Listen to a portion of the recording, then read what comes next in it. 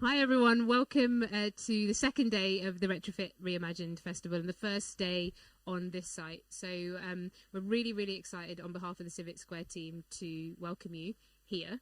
And I'm going to go through a few boring practicals, and then Sarah and I are going to tell you a little bit about why we got together, having never met, and slightly persuaded by Dan over here from Dark Matter Labs, and put on a field about retrofit in a put a festival on about retrofit in a field where there is no Wi-Fi and just about running water shortly. And so I just want to say thank you so much. And just some practicalities. If you came through that entrance, you'll notice that when you look to your left, there's a beautiful reservoir. It is about 2.5 kilometres. So at a fast pace, you could walk around it in 20 minutes. At a slower pace, maybe about 40, 45. I really encourage you at some point to go and wander around over there. And obviously be careful, it's water. We have a hot weather station in the corner.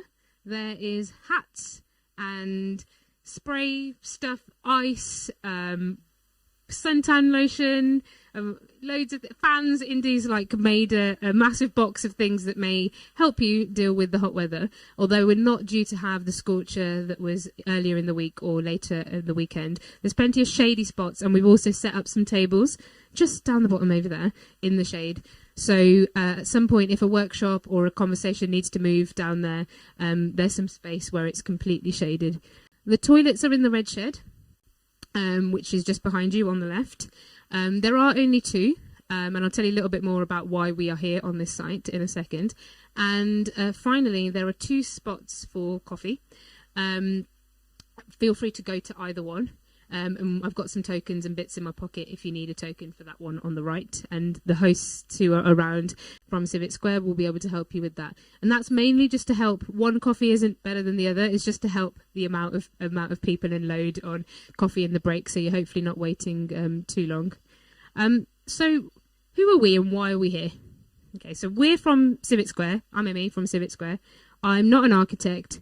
I know nothing about retrofit. Well, I know something about retrofit now, but I'm not from this field of retrofit or in the sector. And we are part of a team that have been in the city for the last, a lot of us lived and grew up here, but we've been building what we'll talk about later, which is around this idea of the civic infrastructure we need for communities to be at the forefront of their own climate transitions. And just at the other side of the water, there's a large building on the edge of the road that's in between a brand new development and the old neighbourhood that we are repurposing into a space with multiple resources, tools, projects, ideas that can allow communities to be at the forefront of their climate transition. And there's loads that we're doing around that. And many of the Civic Square team who are around, feel free to wave if you're here somewhere from Civic Square. Any of these guys, go talk to them about all the things that we are doing around that, especially focused in the framework of using donut economics to look at how we can ask complex and multiple questions about our local and global social and ecological responsibilities. And so this festival sits as part of a wider 3-week festival that's all about the ideas, the people, the projects, the practices that can help our neighbourhoods to be more regenerative. So on this site, we have tons of things going on over the next 3 weeks. So if you're from Birmingham or you're not, just come down anytime because we will be here. And we're on day 5 now, so we're already into the delirious stage. So now we're going to keep going and have an excellent 3 weeks. But we've got speakers, authors, writers, poets, economists, architects, everything from book talks to designing a new tenure with Alistair Parvin in a few weeks' time. Whatever tickles your fancy, there'll be something here for you. And if you're an organiser and you think this is a great site, I'd like to put something on here in the next 3 weeks, the site's completely open. The team have been helping people to put on meetings, lunches, gatherings, anything that they can think of. So you're more than welcome. If you think today was great, should we have a follow-up? We're still here for 3 weeks. Feel free to bring a crew down and come and utilise this space because it's amazing. And finally, why are we here on Birmingham Settlement space? So this is a space owned by a charity in Birmingham that for us is just an incredible example of when some people today make good decisions for the future. So 200 years ago, some industrialists who had made their money in questionable ways did something good with some of that money and bought this patch of land and put a covenant on it that it always had to be used for community and public good. And at a time when the whole reservoir is being privatised, luxury flats, all sorts are going on, nothing can happen here other than great, wonderful community-led things. And the team from Birmingham Settlement, who aren't all here today, generously literally just gave us the keys and said, go show what could be possible on a site like this when we don't just put luxury housing everywhere. And let's show the city what happens when you put bold ideas in spaces like this. And so we were like, great. Some of you who know us will know that we say yes to a lot of things and then figure things out backwards after that. And so a big shout out to everyone, but particularly the team led by Indicor at the back, for putting this all on and really making everything work. So we weren't actually sure whether a live stream would work or anything would work a couple of weeks ago. So we didn't want to say that that would be possible, but we have AV. We have a screen, we have slideshows, and we have a live stream. So if you're on social media, it's the latest tweet on our thread.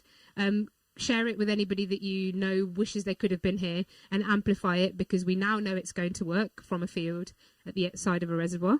And we would love to amplify it as far as possible. Everything will be recorded and shared in good time as well. So anything you loved or you missed will be there. So why us? We'd never met. Why Retrofit? Why are we here? How did we do this?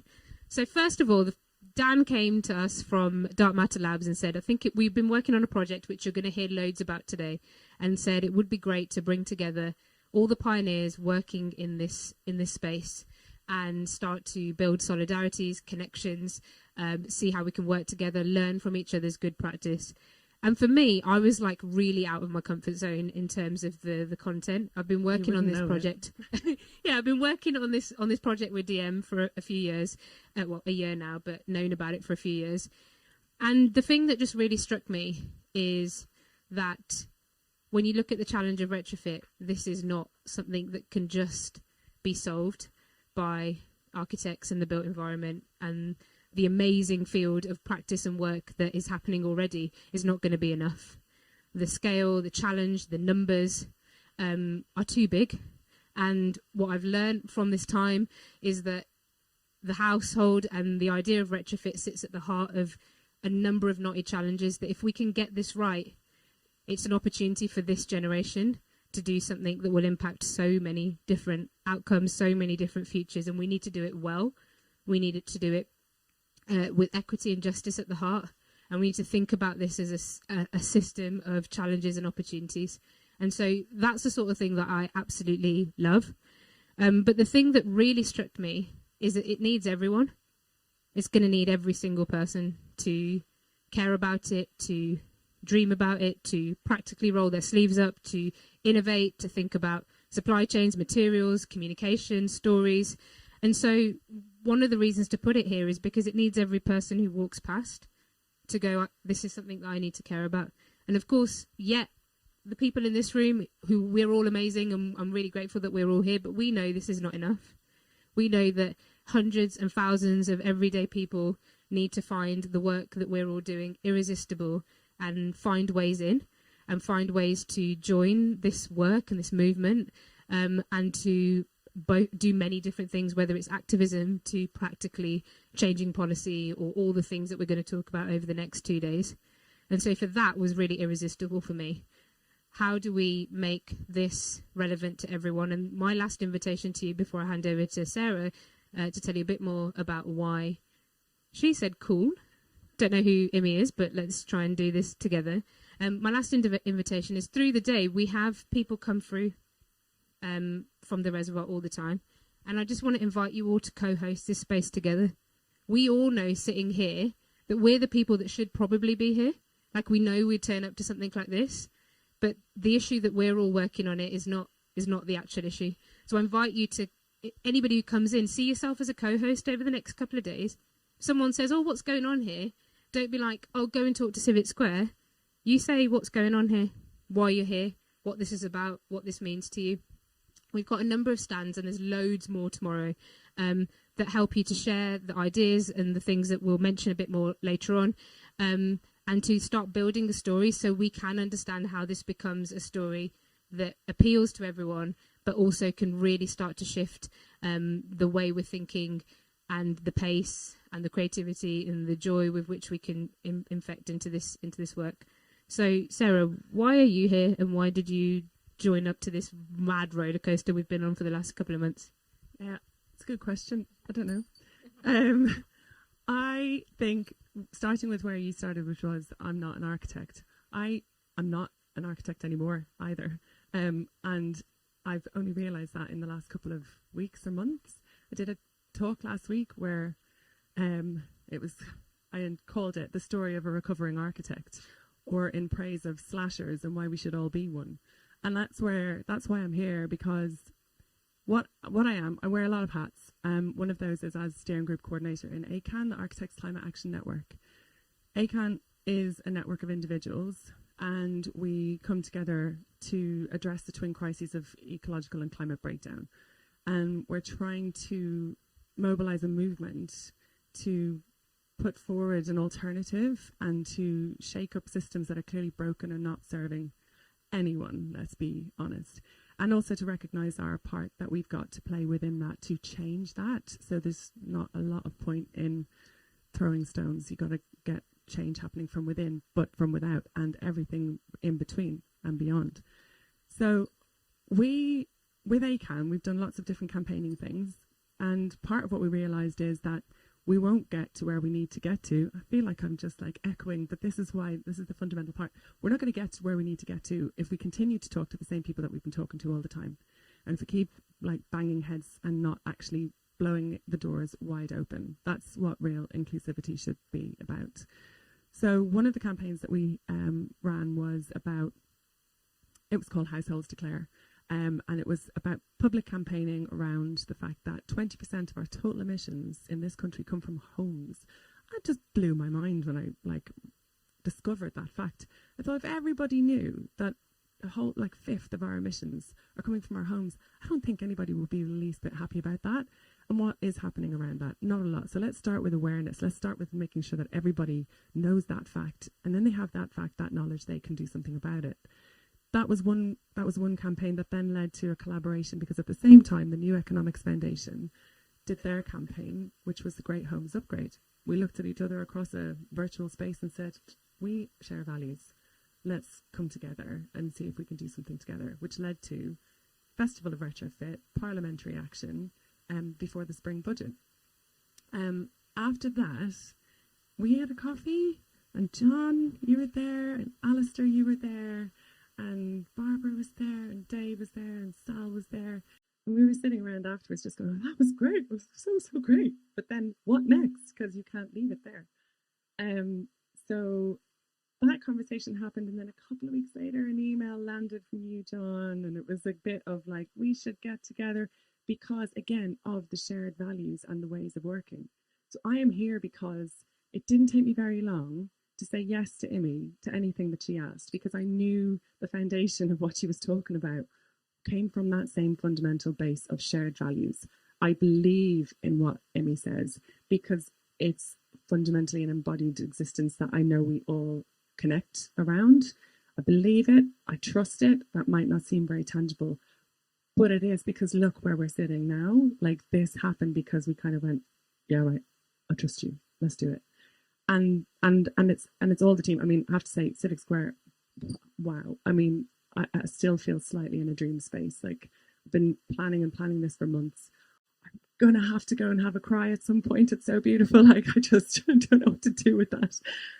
But it is incredible. So yeah, we are here for that purpose. Other bits that I do is that, you know, part of not being an architect anymore just is because I see the need to just have these conversations and to join people up. I have my father's gift of being able to talk to anyone, and I never stop talking. And I just think if I can talk and make friends with people and connect those people up so that they can talk and share all that amazing knowledge and expertise that everybody in this space has, but everybody out on the street has as well, who've been undervalued for so long. You know, to borrow from something you said, Scott, in a talk that we gave to some students a long time ago, you said to them, and I really thought this underpinned so much, you've got more power than you've been told.